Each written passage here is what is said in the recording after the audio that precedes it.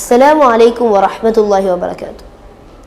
അൽഹംദുലില്ലാ, ഒരു മനുഷ്യൻ്റെ ജീവിതത്തിൽ ഒരിക്കലും ഉണ്ടാകാൻ പാടില്ലാത്ത ഒരു ദുസ്വഭാവമാണ് അഹങ്കാരം.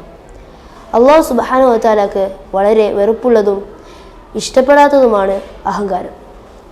സത്യത്തെ നിഷേധിക്കലും ജനങ്ങളെ നിസാരമാക്കലുമാണ് അഹങ്കാരം എന്ന് നബി സല്ലല്ലാഹു അലൈഹി വസല്ലം പഠിപ്പിച്ചു. ലാ യദ്ഖുലുൽ ജന്നത മൻ കാന ഫീ ഖൽബിഹി മിസ്ഖാല ദർറത്തിൻ മിൻ കിബർ. ഹൃദയത്തിൽ ഒരു അണിമണി തൂക്കം അഹങ്കാരമുള്ളവൻ സ്വർഗത്തിൽ പ്രവേശിക്കുകയില്ല.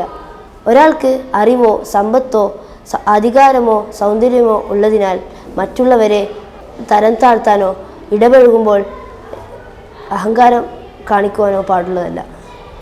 നന്മ ചെയ്താൽ പ്രശംസ ആഗ്രഹിക്കുക, തെറ്റ് ചെയ്താൽ മറ്റുള്ളവരെ കുറ്റപ്പെടുത്തുക, ക്ഷമ ചോദിക്കാൻ തയ്യാറാകാതിരിക്കുക.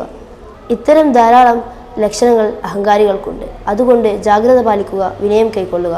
അള്ളാഹു തൗഫീഖ് നൽകട്ടെ. അസ്സലാമു അലൈക്കും വറഹ്മത്തുള്ളാഹി വബറകാതുഹു.